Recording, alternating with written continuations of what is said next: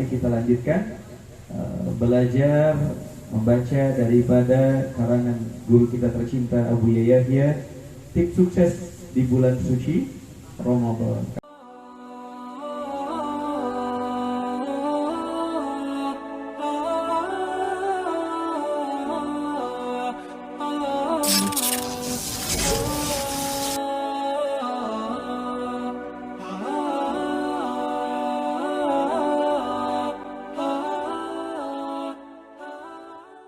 Kalau kemarin kita membahas tentang 5 lubang yang membatalkan puasa. Kalau sekarang yang kedua yaitu tentang apa Bu? Kemarin iklan. Iklan sekaligus kejutan buat ibu-ibu wali santri. Tapi anak santrinya ada yang mulai tumbang kan. Ya, nggak tahu ibunya dikasih apa sih pulang di rumah. Dikasih makan tumbang ini santri. Ya, baik. Bismillahirrahmanirrahim. Qala musannif rahimahullah taala wa nafa'ana bihi wa bi ulumi fid din wa dunya wal akhirah fi dharain amin ila anta. Kita sudah sampai pada hal yang membatalkan puasa, yaitu yang nomor 2 tentang muntah dengan sengaja. Muntah dengan sengaja. Muntah dengan sengaja akan membatalkan puasa, baik dilakukan dengan wajar atau enggak. Ya. Baik dalam keadaan darurat atau enggak darurat. Seperti dengan sengaja mencari bau yang busuk lalu dicium hingga muntah. Kayak enggak ada kerjaannya. Mau kemana? Lu mau nyium sampah. Batal. Ya. Batal.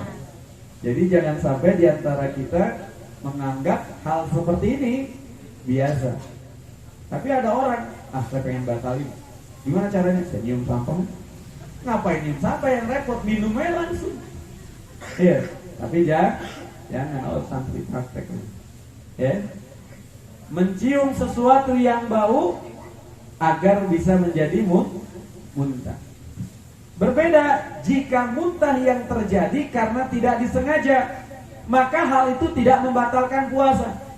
Kadang kita nggak sengaja tiba-tiba pengen muntah aja gitu. Ya, apakah lambung kita naik, apakah kita masuk angin gitu. Nggak sengaja tuh muntah. Ya. Itu tidak membatalkan puasa, tapi digarisbawahi, tetapi dengan syarat kita tidak boleh menelan sisa ludah yang ada di mulut kita. Ya, habis muntah dikeluarin, kan masih ada sisanya. Nah itu walaupun dikit ditelan batal. Walaupun dikit ditelan batal. Ya, kenapa? Karena ketika kita muntah maka mulut kita sudah ada najis. Paham di sini Ibu? Paham ya? Jadi jangan sampai diantara kita menganggap setelah muntah menelan air ludah nggak batal. Terus gimana solusinya? Ketika kita sudah muntah tanpa disengaja, yang kita lakukan keluarkan dulu semua ludah kita. Setelah itu kita kumur. Keluarkan lagi, keluarkan lagi. Jangan ditelan. Ya, kumurnya udah kumur nih, udah bersih kayaknya. Saya cobain dah. Telan batal. Ya, jadi jangan sampai di antara kita ketika sedang muntah, ya, khususnya dalam keadaan tidak sengaja, maka itu tidak membatalkan puasa, dan sisa air liur, air ludah karena muntah jangan ditelan, karena itu akan membatalkan. Jika ada orang menggosok gigi, pernah nggak kita gosok gigi tiba-tiba muntah? Pengen muntah. Ya, menggosok gigi kemudian dia muntah, sementara dalam kebiasaannya ia tidak muntah.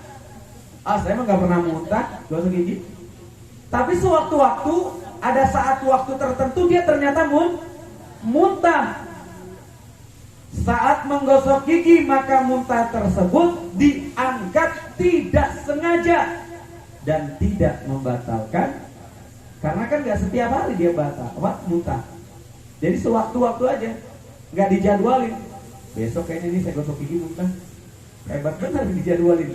Ya, nggak dijadwalin. Pokoknya dia nggak sengaja muntah. Akan tetapi jika dia tahu kalau setiap menggosok gigi akan muntah, nah ini beda lagi. Kalau kita biasa gosok gigi nggak pernah muntah, tapi sewaktu-waktu muntah, nggak batal.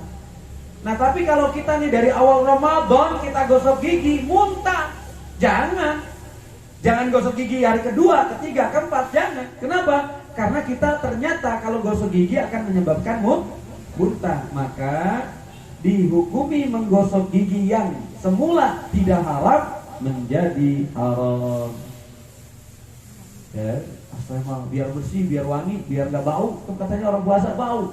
Tapi dia gosok gigi, ternyata dia tuh memang nggak biasa gosok gigi kalau lagi puasa, muntah. Maka yang tadinya tidak haram menjadi haram. Jika ternyata benar-benar muntah, maka puasanya menjadi batal.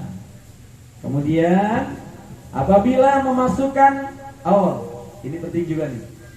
Pernah nggak kita lagi nguap, ada sesuatu yang masuk binatang? Ya. Apabila ada orang yang memasukkan sesuatu atau ada kemasukan lalat ke dalam mulutnya sampai melewati tenggorokan, ketelan. Ini kalau bicara fikih jangan bicara jorok, ya memang begitu.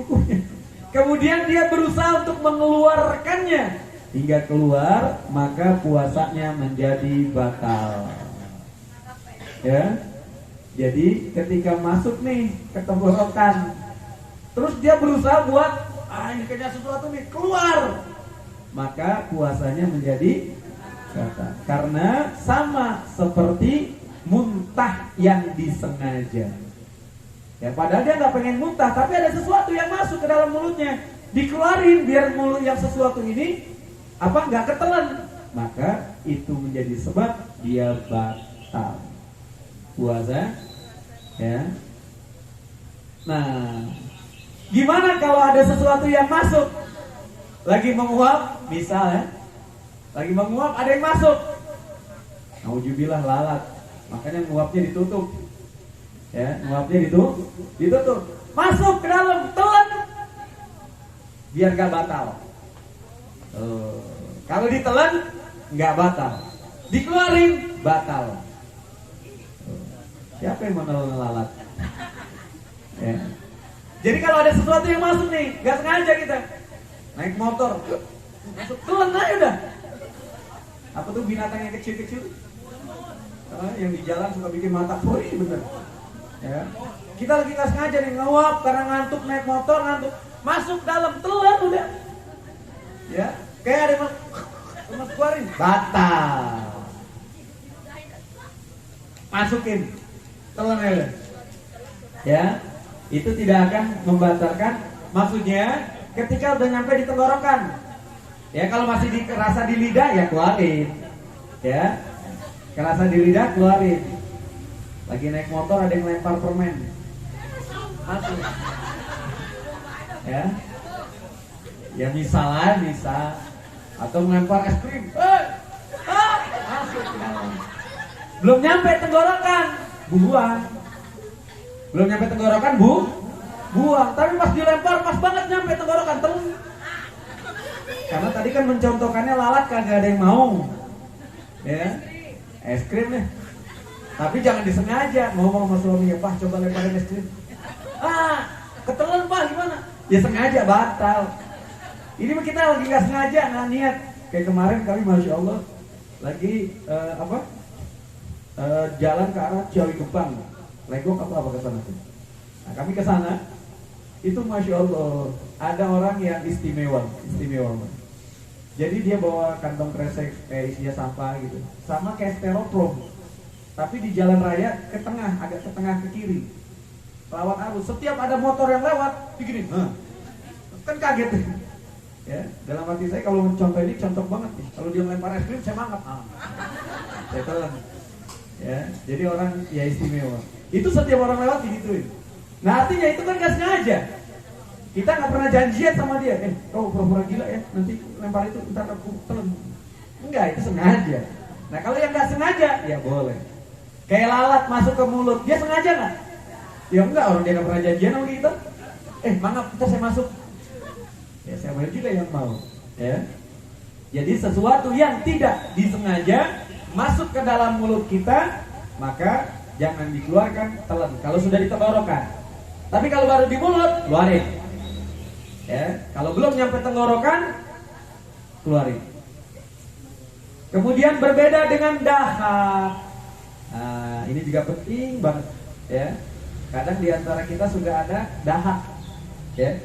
Berbeda dengan dahak, jika seseorang berdahak, maka hal itu dimaafkan dan tidak membatalkan puasa. Batuk, dahak. Ya, batuk ada dahaknya. Akan tetapi dahak yang sudah keluar melewati tenggorokan tidak boleh ditelan. Ya. Batuk, gak nyampe di lidah. Sayang nih.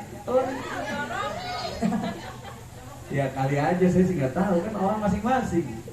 Dia mau buang, banyak orang ini nggak enak nih, ntar dahaknya warnanya hijau lagi kental. Ya, jangan keluarin, ya dikeluarkan. Akan tetapi dahak yang sudah keluar melewati tenggorokan tidak boleh ditelan dan itu membatalkan puasa. Jadi kalau udah keluar dari tenggorokan, buang. Ya, tapi kalau masih di tenggorokan, batas tenggorokan adalah tempat keluarnya huruf makhrajul huruf H. Coba ibu ngomong H. Nah, itu kerasa di tengah di sini nih, antara ini. Lak-lakan. Ya. H. Nah, itu berarti udah tenggorokan. Kalau udah nyampe situ, kemudian itu udah keluar. Nah, buang. Tapi kalau ada sesuatu yang masuk di huruf antara huruf H, nggak ketelan, kan kalau di sini udah kerasa nih ketelan, nyangkut. Nah ini belum nyampe ketelan, ada setengahnya di situ. H. Di H ini masuk, telan langsung. Ya, biar tidak membatalkan puasa. Tapi kalau sudah keluar dari situ, maka itu membatalkan puasa kalau kita telan. Wallahu a'lam. Insyaallah di pertemuan yang akan datang. Nah ini buat 17 tahun ke atas yang nikah. Ya, tapi buat pelajaran para santri belajar. Dan mohon maaf, di pertemuan yang akan datang mungkin kita akan menyampaikan seperti yang disampaikan oleh guru-guru mulia kita, wabil khusus Buya Yahya. Jadi majlis mulia itu kita nggak boleh dibuat bercanda untuk yang satu ini nanti insyaallah pertemuan yang akan datang. Kita benar-benar perhatikan dengan baik agar kita tidak salah paham. Wallahu a'lam bishawab.